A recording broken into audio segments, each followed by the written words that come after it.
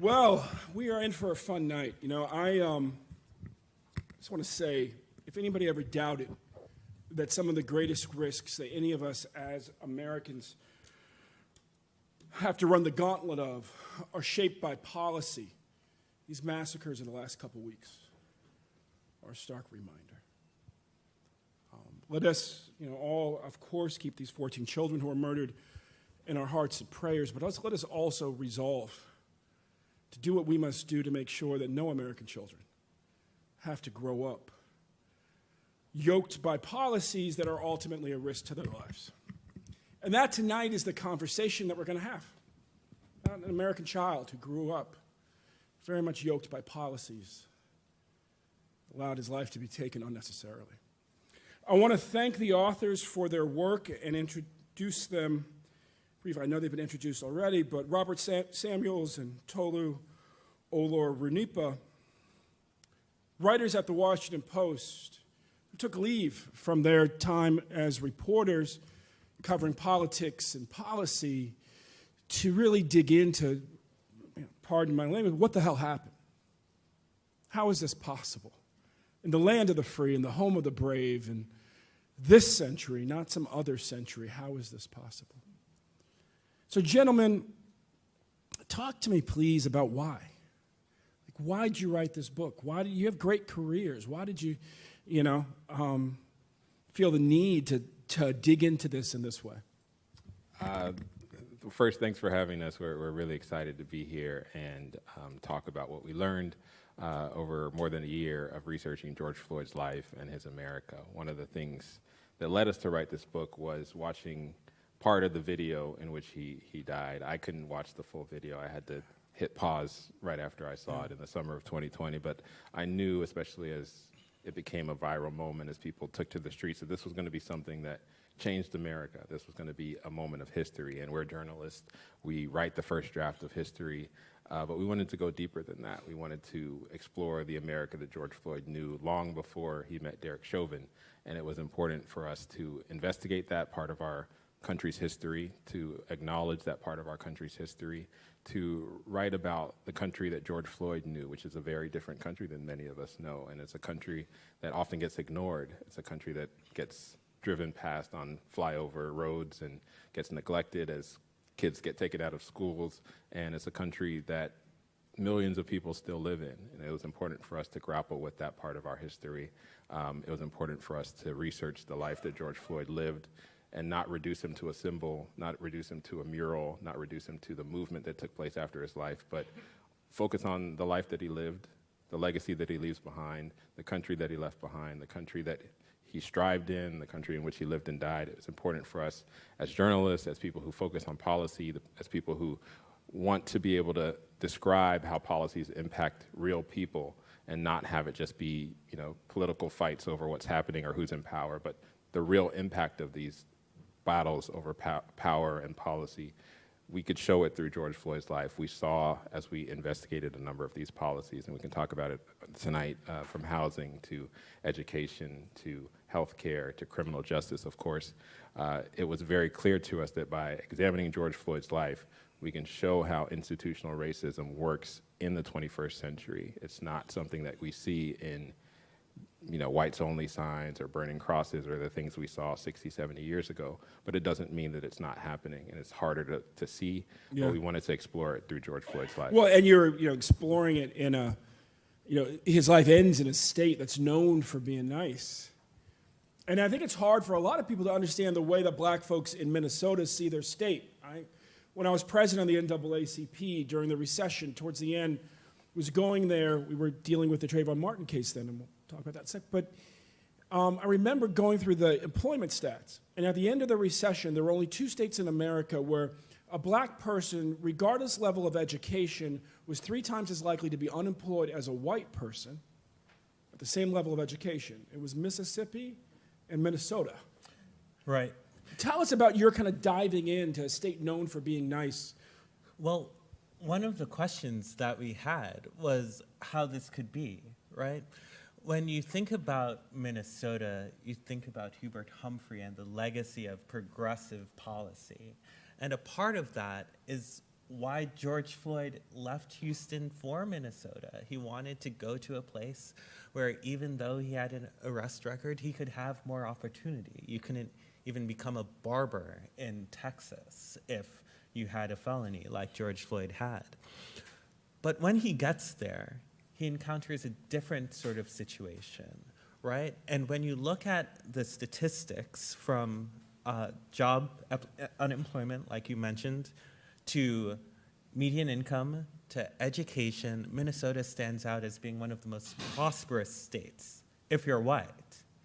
But if you're black, that gap, that disparity is one of the largest you'll see throughout the entire country. Now, how could this be? Well, when you speak with people who've studied this, and what we talk about in the book, is that they believed in doing the best for the best number of people, the greatest good for the greatest number of people, which means if you're not in that position, if you're marginalized, your politicians, your lawmakers aren't looking out for you. And ultimately, this is a story about a man who is navigating a lot of systems, whose ancestors navigated a lot of systems, and their humanity was never fully seen. And that happens in conservative places, and that happens in progressive places as well. What surprised you? You dig into this man's life, you dig into, again, Minnesota, which is in some ways, like Mississippi, a bit of a closed society. What surprised you? There was a lot in this book that we learned over the course of more than 400 interviews, and a lot of it was surprising in trying to understand George Floyd. You can look at someone on a 10-minute video that happens to capture the worst of their life, the last moments of their life, and think you know them, but there was a lot that we learned. And one of the things that was surprising to me was digging back into George Floyd's family history. This book covers 7 generations of his family, and it traces his family back to the late 1800s, including his great-great-grandfather. I was surprised to learn that George Floyd had a history of great wealth in his family history. His great-great-grandfather was born enslaved in the mid-1800s, and he worked hard after receiving his freedom after the Civil War and amassed 500 acres of land in eastern North Carolina as a black man. That was something that was almost unheard of and made him one of the wealthiest men in his community. And unfortunately, that attracted the attention of white people who didn't like the fact that there was a wealthy black man in their community, a wealthy black farmer, and they seized all of his land through fraudulent tax sales and unscrupulous business deals, and that led to generational poverty in the lead up to George Floyd coming into the world. His other ancestors worked incredibly hard, but they were sharecroppers and they couldn't pass down any wealth. So he comes into the world poor, despite the fact that his ancestors had worked hard and had pursued the American dream. And it was surprising to learn about that and to do the research and to find the property deeds and all the records that the family knew through sort of this family lore, but to substantiate it and see that this was a real story, this is a real part of his American journey, and the American journey of his family, was incredibly surprising to find, and it was important for us to put that in the book because people say slavery was such a long time ago, but we see the real impact on George Floyd's life, why he came into the world poor despite having a long history of family that worked really hard in this country. Well, and faced challenges despite, what'd you find out about George as a young person?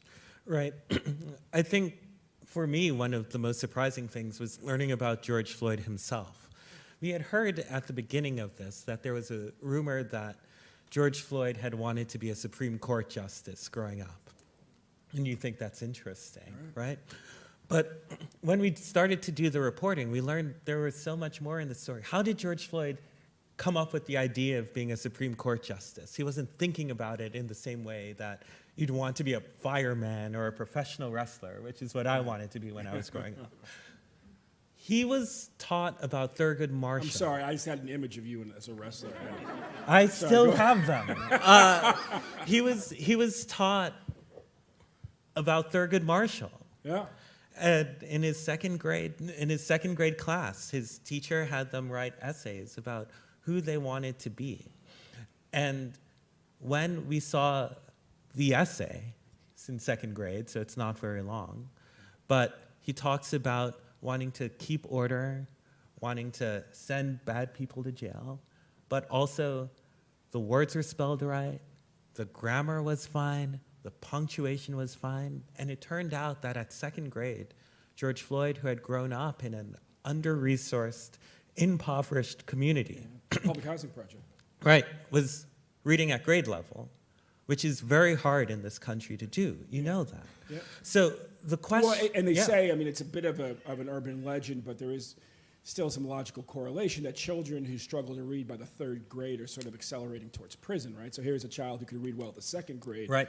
Maybe he was accelerating at that point towards the Supreme Court. Right. Fourth grade is often seen as the turning point, right? Yeah. And so he had it. He was doing, there was something special and unique about what he was doing.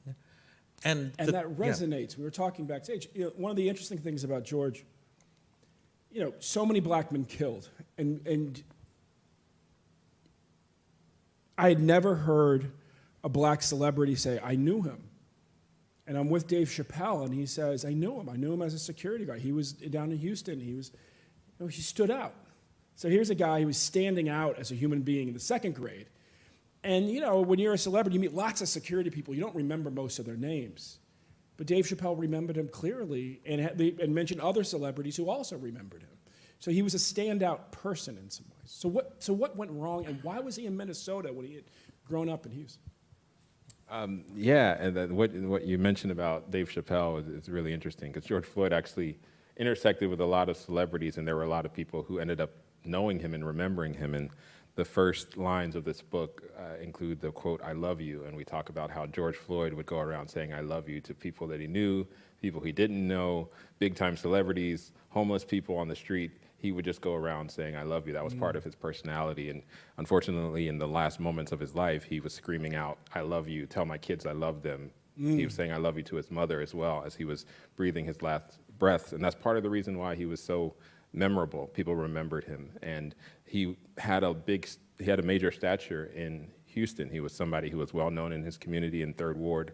He was somebody who people looked up to. He was somebody who was seen as a hood diplomat, in the words of one of his friends. He could go to any neighborhood and try to tell other people to put the guns away and to squash beefs and whatnot, because he had that level of respect in the community. Credibility. Yeah. He had credibility, but he also hit rock bottom in Houston because he had a record, and he realized that, as Robert said, he couldn't even get a job as a barber. Texas is not a very forgiving state. It's not a place where you can get a lot of resources. It had not expanded Medicaid, and it was a place that was difficult for him to provide for his family. He had a daughter at the time, and he realized that his life was going in the wrong direction. So he decided to go to a pastor.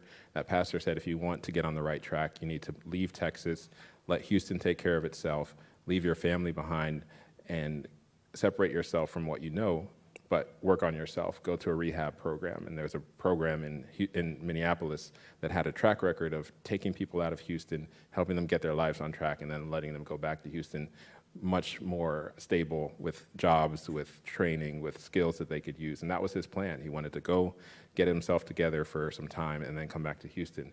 That's why he left Houston for Minneapolis, because he wanted to get into rehab, to get clean, to get a job, to get stable, to get health care, and get himself together. And he did that in 2017, thinking that he'd be able to come back to Houston and take care of his child. But unfortunately, we all know that he never made it out of Minneapolis. This book is about George Floyd. It's about his America. Both you guys, your parents are immigrants, right? From Jamaica, from Nigeria. We're going through a time in this country, right, where the right wing pushing this great replacement theory. They're pushing this phrase, legacy Americans. My family, both sides, have been here for 400 years. I don't know if it includes me or not, the way I say it. You know, we descend from Thomas Jefferson's grandma, but by the other grandchildren, I don't know if it's in the white supremacist worldview.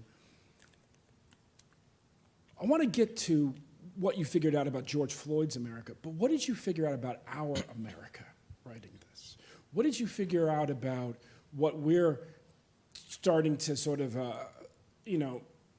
shape to leave for our children? Like, what did you figure out about our America writing this book? Well, one of the interviews that we have that closes the book is our discussion with the Reverend Jesse Jackson about this. And he talks about the pleasure and the pain of the Black experience in America. And he posits that we should look at the long arc of history to note how far we've come as a country. And you don't have to look too far into the present. You can look to last week to note the pain that comes with America. When we think about George Floyd, I talked earlier about one of the greatest surprises was learning about George Floyd himself. We were really nervous that we'd produce a book that was just a story about pain. George Floyd, however, really believed in the promise of the United States. Yeah. And he continued to think that despite all that happened, he'd be able to live a good life and to be able to provide for his children. And that spirit was also carried out with the number of people who took up his cause after he died. And so when I consider what we've learned about America over this, right? There's the pleasure, there's the pain, and there's also the persistence.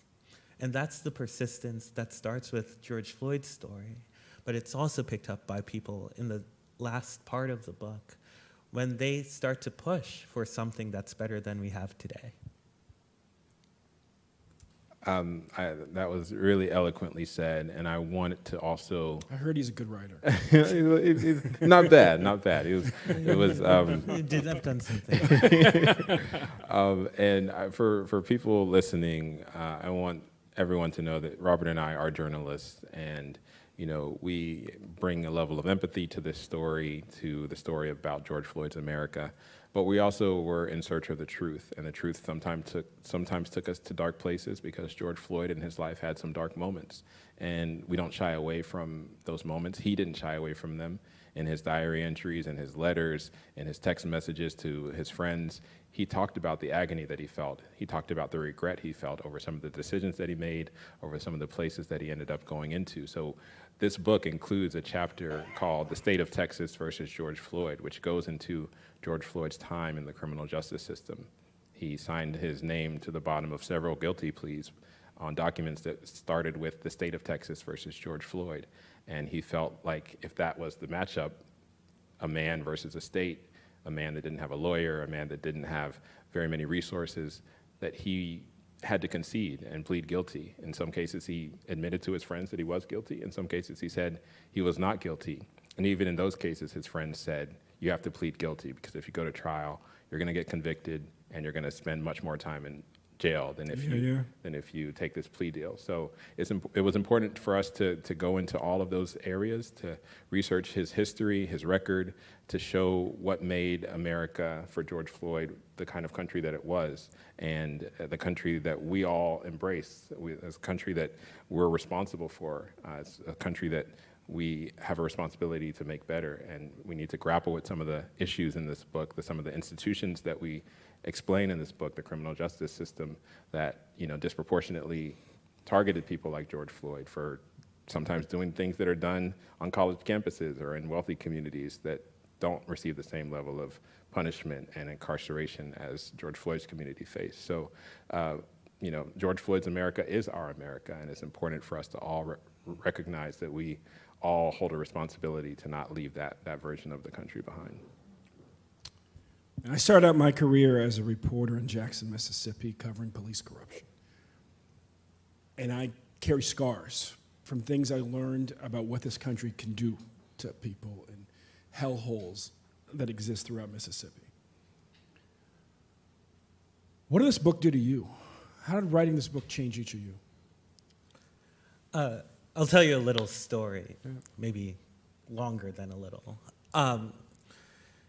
One thing that I hope people remember is a lot of the reporting that happened for this book occurred before there was a criminal trial for Derek Chauvin. Yeah. And so, we had been spending time with the Floyd family and with people who had known George Floyd as they're watching this trial, this great American trial unfurl, not knowing what was going to happen. Right.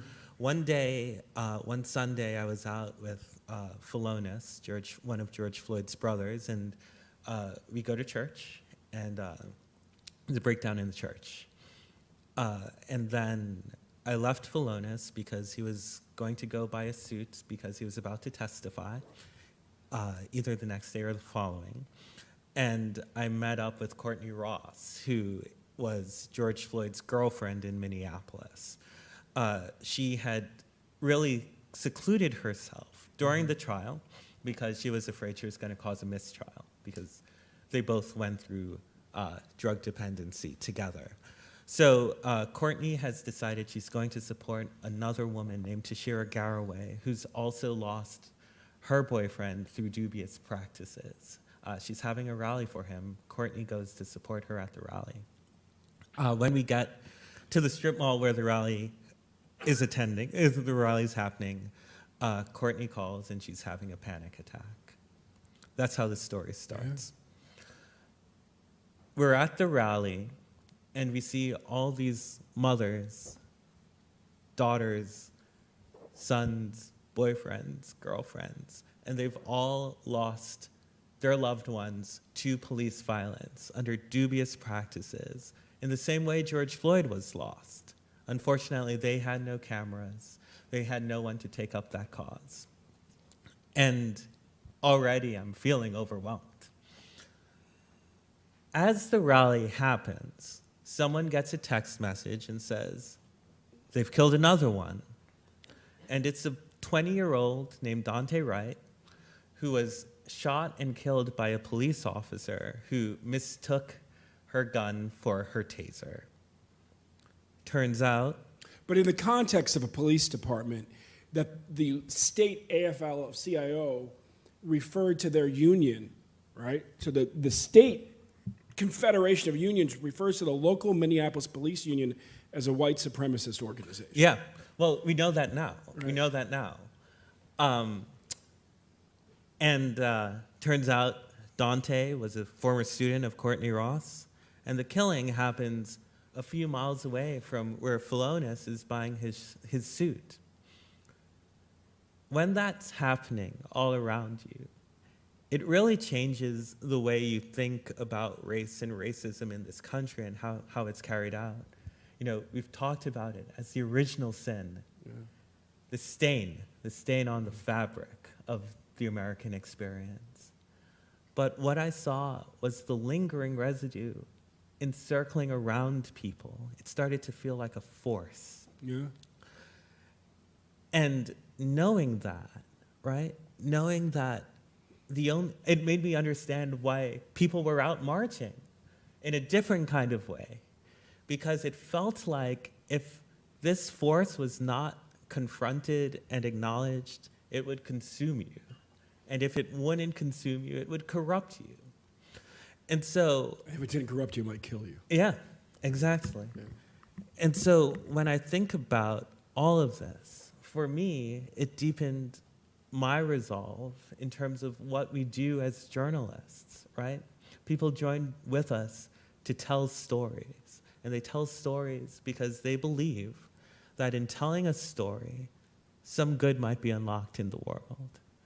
And so when I think about this entire experience, you know, Tolu and I, we've sat with people who have a lot of ghosts, a lot of demons, a lot of unresolved trauma. And you take some of that, but you also take the deepening of the mission about what you're doing. And that's what we try to pour into this book. Yeah, there is a lot of pain involved in the process of turning George Floyd's life into a book.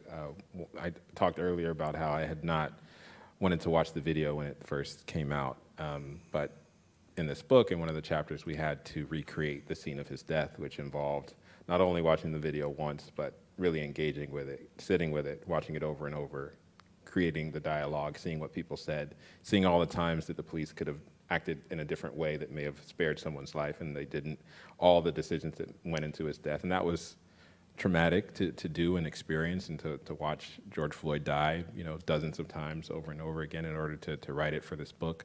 But one of the things we do in that chapter is that we flash back, we go away from the scene of his heinous death to flash back to some lighter moments in his life where he's experiencing life as a normal person, and the interviews that we did allowed us to experience some of that, understanding who Floyd was, understanding the impact that he had on people, the memories that people had, and that brought some levity to what could have been a very painful experience. And it was important for us to show his full humanity, the light moments, the times where he made people laugh, the times where he was ambitious and had dreams, the times where he was, just enjoying life, enjoying his experience. And we wanted to make sure that was reflected as well, because like Robert said, we don't want this to be an exercise just in pain.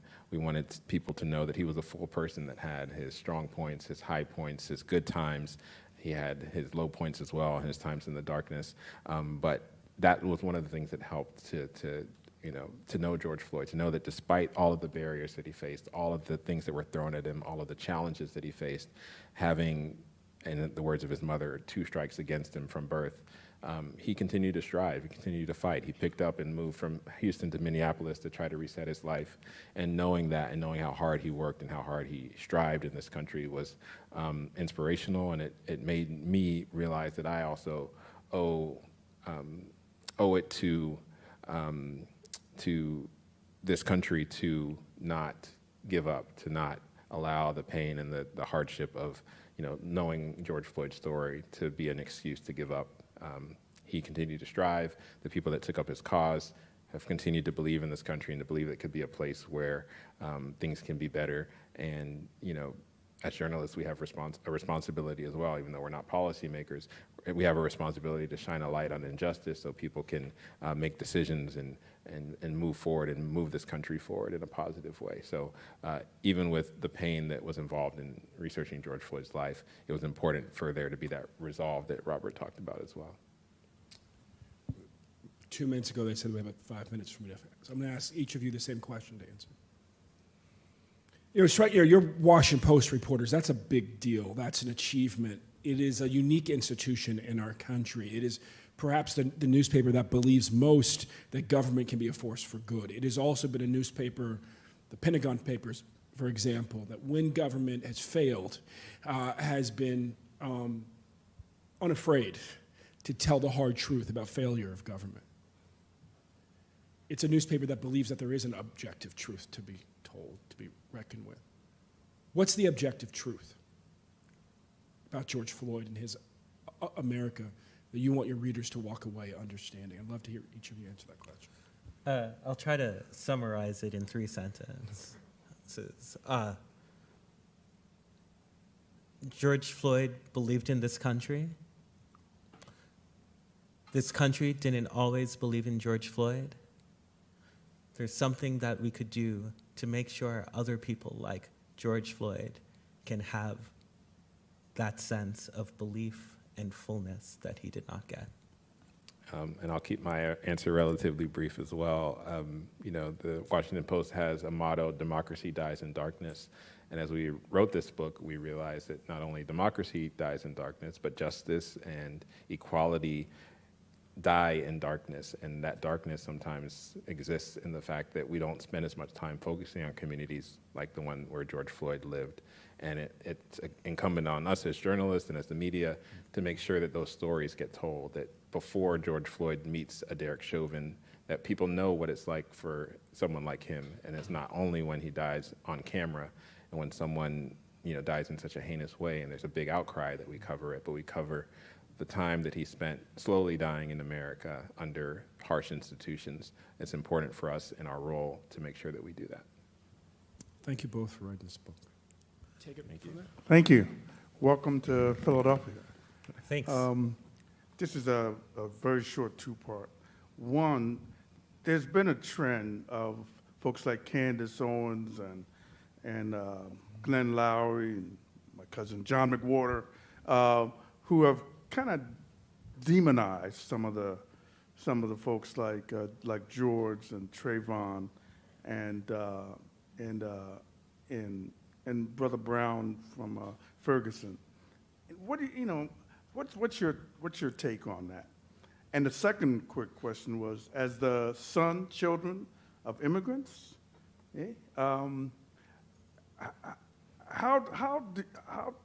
what's your kind of take from your family, either here or over there. What's your take on how what's their take on and their understanding of what goes on here? Thank you. I'll start. The trope of criminalizing and making black people, particularly black men, seem heinous has gone on long before Candace Owen. She's inheriting a trope, right?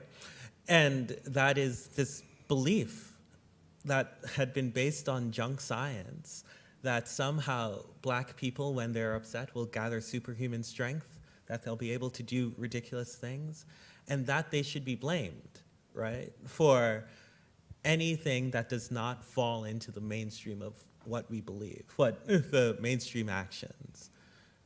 What we know, and we talk about this in the book, right, is that there are various ways of thinking about the American experience, and there's a truth, right, that when you put someone's lives in the context of their experience, in the context of their history, that you'll be able to see things and you'll be able to see them fuller. So racism, the vestiges of systemic racism just don't lie within white people, right? You know, somebody put that well once, said, you know, racism in America is like soot in Pittsburgh in the 1950s. There was no way to walk through Pittsburgh without soot ending up in your lungs, and there's no way to walk through America without racism sticking in your brain. Yeah.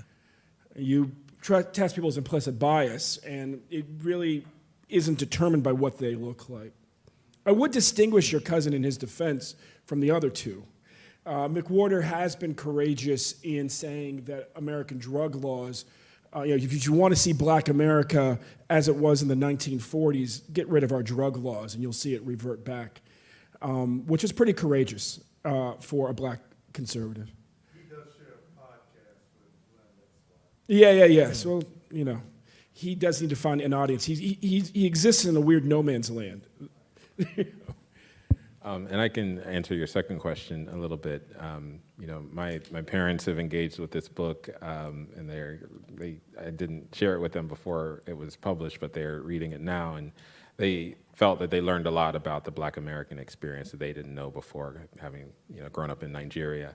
And it's something my dad taught at an HBCU, and he spent a lot of time doing some of the research, but he felt that this book took him deeper and helped him get a better understanding, and that's the kind of empathy that we want people to get from this book. I think, reading this book, they understood more, some of the troubles and trials that people who had been in this country for generations have experienced, and why it can be harder for people who have, like George Floyd had, a history of abuse in this country to, believe in the American experience and the American promise as easily as it is for an immigrant who came here by choice and who, may not have that level of trauma from this country. So it helped him to understand it, and that was something that was very helpful to hear, that was something that they took from reading this book. Hi, as a fifth-generation American, I'm a native Texan. I lived in Houston for a few years, unfortunately, never ran across George Floyd. I feel this country, I think about my mom's mom. She was born in like 1907, and she was a maid all her life. And from what I hear from the family, she worked like 5 days a week or 6 days a week, and she ended up with $5. But she still managed to buy a home. This is before the housing, in the 60s in Texas, before the housing market just exploded, and I guess, people got so greedy. But I feel like this country, it got rid of the people in power, got rid of the Native Americans. It practiced genocide on them. I guess they were reduced from millions to like maybe 100,000, 200, whatever, on the reservation. So that was genocide. I feel like genocide is being practiced on my people, African Americans.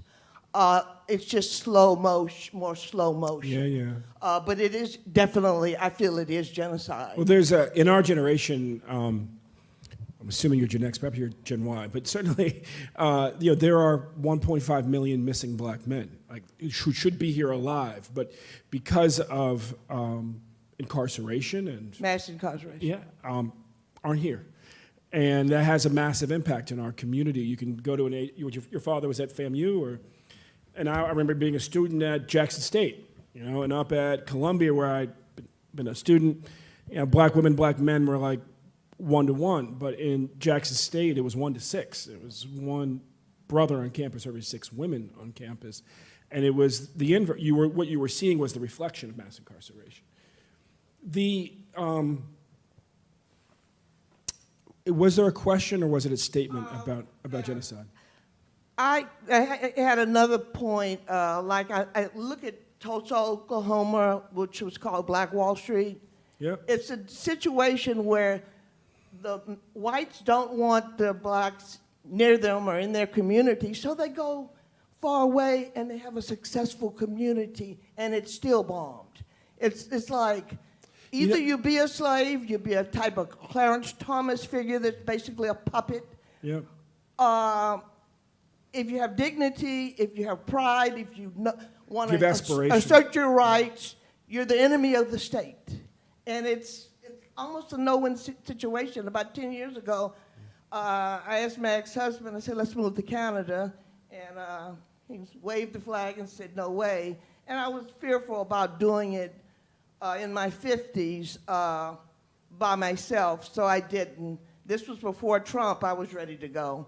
And Stevie Wonder left. Yeah. I wish I had his finances. I'd probably be in Ghana right now. Yeah, well, Stevie Wonder's still in LA a lot. Yeah, but he lives in Ghana. Yeah, no, he did. He did for a while. Well, one of the things I do want to point out to you, especially as someone who had spent time in Houston, is when you look at, there was a question earlier about how a person who had the aspiration in second grade of being a Supreme Court justice end up in the situation like George Floyd has. And we talk about it in the book in terms of what happened when the courts mandated integration of the Texas school district in Houston, which was one of the last ones to integrate. And there is something very specific that happens with the white community there, and all that stuff has a direct impact on the type of education that George Floyd gets, and also his ambitions when they see that he's tall and fast, and they put a football in front of him instead of a calculus textbook. 100%. But also, there's an interesting thing there. You're talking about Tulsa, and you talked about the land loss, right? Now, in the modern era, if you will, a black land loss that was from World War II to the end of the Cold War. Black folks in America lost 500 to 1,000 acres per day, every year. Partition sales, tax. But what you were talking about was actually much earlier, and was in the midst of really the reign of terror of the Ku Klux Klan, the wake of the Hayes-Tilden Compromise, and I've recently dug into that era in the neighboring state of Virginia, my family's own experience. One of the things that kind of blew me away was that the Klan was really financed by the plantation class and the owning class, and they were upset about the market share that black business people had gained in places like Richmond coming out of slavery, and how industrious people like George Floyd's ancestor, Estate South were. And that there were whites who actually fought alongside them for a time in the early 1880s, the era of the land grant schools and all of that. When you think about that, what do you think that the impact was of losing those 500 acres, of having the first generation out of slavery's aspirations assaulted so thoroughly, and their legacy that they were building for their family destroyed? It's unmistakable. We spoke to George Floyd's aunts. We spoke to people who lived as sharecroppers as a result of the fact that their grandfather had lived in great wealth and lost that great wealth before he could pass the money down. And that oral history, that story had passed down, and it continued to be a sting. It continued to be something they talked about like it happened yesterday, because they spent days as children working on tobacco farms as sharecroppers when they could have been the heirs to a great fortune. And it was something that they talked about with great regret. And they talked about how hard they had to work. But also a sense of weight, right? Like Oh, a sense of definitely. you can earn, basically accumulate all the wealth, but they can take it away from you, right? That's part of. Exactly, exactly. And what does that do to your belief in the American dream, your belief in the fact that you can work hard and pass something down to your children? And that was a tale, a cautionary tale that got passed down to George Floyd. And he knew about his ancestor. He knew about how his ancestor had suffered from racism. And he knew that he was born in poverty because of that. And he was aware of the fact that any mistake that he made, any decision that You get one chance. one chance, and everything can be taken away. And he knew that. He realized that. His mother taught him that, and that was something that from a young age he had to live with. And I think one of the things that it's important to note, to put a point on this, is that when we were talking about the history of sharecropping and the abusive nature of it, these were not people in their 90s. Gen X, generation before, those were the people. That's how long that history goes. Yeah. You talked about George Floyd's America. I'm just wondering in your research how you saw Derek Chauvin's America and how they collided. And if you could also, what did you learn about the relationship between the two? Because we learned through the media at the time that they had known each other at different places. Right. Well, there was this rumor that the two had known each other, and we looked into it. State's Attorney's Office looked into it. We spoke to people who were feeding that rumor, but there's no actual documentation of it. There's no reason to believe that George Floyd and Derek Chauvin knew each other. There is reason to believe why Derek Chauvin thought he could put his knee on his neck on Derek Chauvin, even if he didn't know him. And I think that gets to the heart of your question. So what we tried to contact more than 100 people, and we also did, who had known Derek Chauvin. Many of them spoke, none on the record. And we also looked into his family history. We know that his ancestors came to the United States on a boat from Germany and France freely. They were able to work as migrants and do trades and work in domestic works, much like George Floyd's family. They got paid for it. They were able to build wealth. Eventually land in the Minneapolis suburbs, where George Floyd was as people could tell, was an average student who loved watching Starsky and Hutch, which I did not know about Starsky and Hutch, and might lead someone to want to be a police officer. It was a good show. I mean, it's not my thing. As a latchkey Gen Xer, it was a good show. Yeah. So Derek Chauvin decides he wants to become a police officer, and he becomes a police officer in a precinct called the 3rd Precinct that has a pretty diverse swath. That precinct specifically is known for having officers that use more force than they should. That's the words of the person who was running the precinct. That's what she told us, not some watchdog. That was her interpretation of what was happening there. We go into the book why the officers think they could do that, which has to do with the history of the war on drugs. But Derek Chauvin, 18 days after he is taught about a type of restraint that they want to train officers on, that's the neck restraint, which can be used in very different ways. But it really is trying to suffocate someone until they stop resisting. And it's used as a way to ensure that you would not kill a suspect. So how does Derek Chauvin do this? Well, 18 days after he starts using this technique, he continues to use it over time. People complain about him being an aggressive officer, which is not unusual in that district. And those who oversee Derek Chauvin never do anything more than a slap on the wrist. So you have a police department with a history of aggressive actions where the officers are acting with impunity. No one's touching them. We also know that in a number of those incidents, and we were able to track at least 9 incidents in which Derek Chauvin uses a neck restraint, that the most common reason he gave was that the person was bigger than he was. So, Question, did you figure out whether he was a bully or he was bullied when he was in school? there's no discussion about that from people we know. What we know is Derek Chauvin, he was the son of divorced parents. By the accounts that we received from people who knew him growing up, he was a pretty typical child. There are folks who suspect he might have been bullied or things like that. But, when we spoke with Keith Ellison, who really wanted to figure out the psychology of Derek Chauvin, because then he'd be able to charge him with a higher crime, he said at some point we needed to give up trying to learn about him, because the action itself was predicated on a system that used excessive force within that community. So the question that we think of when we talk about systems, right, and how people operate in that, systemic racism, like I said to the book, doesn't affect just black people. Derek Chauvin was also trained in a world that had an institutional bias against a certain type of people, and he executed that.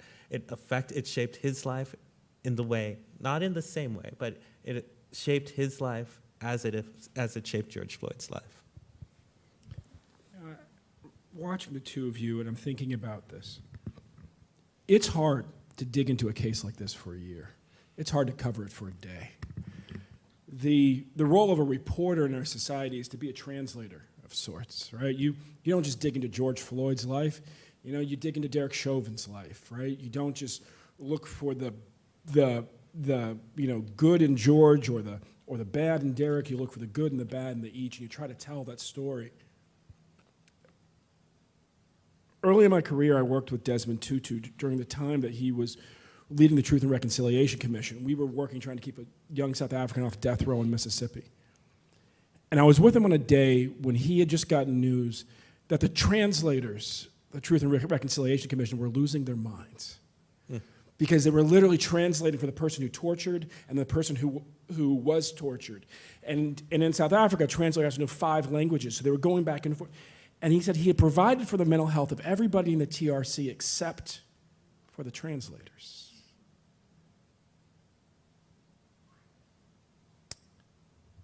How do you maintain your resilience as translators in our society? What did you have to figure out in this process, to not lose your mind? Yeah, that anecdote is really powerful, because there are people that are involved in the process, journalists being one of them, that are often kind of seen as just doing their jobs. Their job is to be unemotional. Their job is just to present the facts and move on. But the facts can sometimes be painful. And Robert wrote in a Outlook piece for the Washington Post over the weekend that our job as journalists is not to make the story about us, but George Floyd, and the story that we were writing was about the black male experience in America. In some ways, that means it was about us, and it was important for us to be a step removed from the story in order to be able to tell it without being overly emotional or being consumed by it. But we're human beings, we're not robots. So there was an impact. I talked about having to watch George Floyd die over and over again. That was part of it. And one of the things that we do was, we rely on each other. We spend a lot of time talking and texting and just trying to find light moments in this process, as well as, checking on each other and making sure that we're doing okay through the process. And knowing that we have a sense of responsibility, knowing that there's a greater mission, knowing that as people read this book, like I talked about my parents, and they felt like they learned something, they were changed by it, that was heartening, in addition to making sure we're getting good health care and good mental health, just knowing that there is a greater good, hopefully, that is coming out of this book, that people are engaging with it. That's helpful. That's something that we can look at, because there's always going to be backlash. There's always going to be we've dealt with white supremacists that have come after us because of what we've written and whatnot. So there's you put Ibrahim X. Kendi on the front of the book. Right. There will be more. Yeah. And we knew what we were signing up for. We knew it was going to be tough. Sometimes we were surprised by some of the things that we heard, but knowing that we have a greater mission, knowing that people will be moved by this book, knowing that this is a work of history and that we're writing for history, helps us to look at this at a deeper level and look at the broader mission that we're behind. And I'd also just like to add that there was an interviewer who said to Tolu the other day, this book is for white people, isn't it? Yes, and it's for black people and everyone else. And the reason why is that I don't think of us as just translators. We were learning about something ourselves. Like, we were learning about not just this family, but a deeper history and a deeper appreciation of the research and the lack of research that centers around the Black experience in America, one of the things I'll tell you that really struck me that I can't get over is in 2010, that might not be the exact year, there was a study done by the National Institutes of Health that said, we have only done 19 studies looking at depression in Black men specifically. They called it a crisis, an urgent need that needed to be funded. As we're writing this book, it came out in Science magazine that Black researchers were not being able to secure the funding that would facilitate that sort of research, right? And so there's this unknown territory of what we don't know. So it wasn't just translating it for someone else. It was the process of being able to learn about this country in a way and learn it along with people. When I was with Ben Crump and the family, when they said, we're going to Washington in a month, Joe Biden, our friend Joe, who just called, is going to sign this bill for federal police reform. It's been 2 years. We saw an executive action that's a limited function of it today, but that hasn't happened. Yeah. So we're learning about this too. Thank you both. You know, we've been told that it's time. I just want to offer as a final thought to the audience. You know, we are on a journey as a nation. This city, where I'm a professor at Penn, played a big role. Our country is probably set up to kind of lose its mind over the next quarter century because white people are becoming a minority too. And yet, I think it's reasonable for us to have hope that we will get to the place that Frederick Douglass said we are destined to become. He said that every nation's character is based, that every nation has a destiny. Its destiny is based on its character. Its character, he reasoned, was shaped by its geography, that our geography is world-connected. Great nations north and south of us, defined by different races, great oceans east and west of us that connect us to every people on the planet. And Frederick Douglass then said, and I've been paraphrasing because he's a 19th century orator, that our destiny, based on our geography and defined ultimately by our character at our best, is to be, quote, the most perfect example of the unity and dignity of the human family that the world has ever known. Your journalism, this book, I think, helps us move towards that goal. Thank you. Thank you. Thank you so much. Thank you for coming. I really appreciate it. Thank you.